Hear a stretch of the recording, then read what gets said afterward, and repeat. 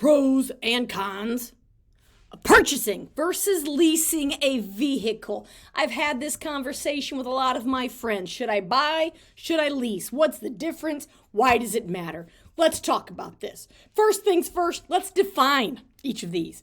When you purchase or buy a car, you are making payments over a period of time towards fully owning the car. So at the end of making those payments, it's yours. You own the car outright. As long as you want to have it, 10, 15, 20 years, doesn't matter, it is your car. If you lease a vehicle, you are essentially renting the vehicle up to a certain date. Could be 2 years, 3 years, 18 months, who knows? Now, at the end of that lease time, there is often an option to purchase through either a cash payment or you could finance at that time. And that buyout or that is usually a predetermined price. Just keep that in mind.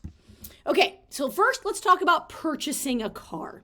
Now, as we talk about pros and cons, these could differ for different people. So these are kind of like general lists, but aren't exhaustive and don't really apply to everyone. So in general, the pros, you have full ownership once the loan is paid. So often I love buying my car. That way, after my 5 years of car payments, then I can have my car for another 2, 3, 4, 5 years without a payment, and I can save some money. The buyer builds equity as payments are made. So this is very similar to buying a house, that as you make payments, you are building equity in that item. And then also you have flexibility. If you are purchasing a car, if you decide after a year and a half, I don't like this car, I want to trade it in and get something else, or you want to sell it to your sister or whatever, you can do that whenever you want without a penalty. So that's kind of nice that it gives you ownership and flexibility. Now the cons, that generally you have a little bit of a higher payment. So sometimes, this is against leasing, so sometimes it makes it a little bit harder to buy a car because it's higher payment. It's also, once you purchase the car, the full cost and responsibility of maintaining that car is yours. So oil changes, if the transmission goes out, unless you purchase some kind of warranty on that car, which is an additional cost, you bear the full cost and responsibility of maintaining the car. You'll have a lower tax savings for the buyer, even if you use it for business. So the tax write-off is lower.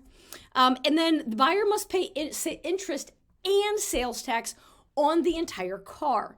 So you pay sales tax on the sales price of the car. You pay interest on the amount that is financed, which is higher than if you lease. Okay, let's look at leasing a car. Pros. You generally have a lower payment for the lessor. Now, the lessor is the person that is leasing the car. So if you lease, you are a lessor. You have an increased tax saving if you use the car for business. So if you are getting a business vehicle and you're only using it for business, it could make sense to lease. If you are someone who says, I need a new car every 2 to 4 years, I got to be looking fresh in my new ride, then leasing a car, I don't know who talks like that, but leasing a car could be for you because the lease term is generally 2 to 3 years, and then you can trade it in for a new one. It's also nice that there's warranty coverage for the entire period of the lease, so the cost of maintenance is way less. And the lessor pays lower sales tax and interest, as this only applies to the portion of the car that is leased and not the full price. Now, there are cons to leasing a car. At the end of the leasing term, you have nothing. You have to give the car back and you don't own anything. So you've made all of those payments with nothing to show for it. Penalties can be very costly for the lessor if you need to terminate the lease earlier than scheduled for whatever reason.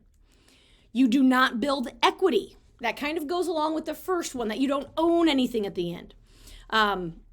In the buyout option at the end, the price is predetermined, so you can't necessarily get a better price. One other thing is that generally when you lease a car, there are miles restrictions. So whether it's 10, 12, 14,000 miles a year for that car, and if you are over the miles at the end of the leasing term, you have to pay per mile, and that can be very, very costly. So if you like to drive a lot or you have a big commute for your job, a lease may not be the best.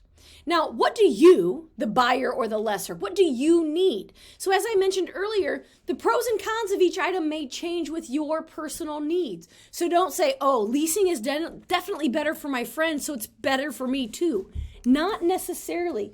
You want to make sure that you're taking into account what you need. So be sure to keep you in mind when you're making a decision whether to buy or lease your next vehicle.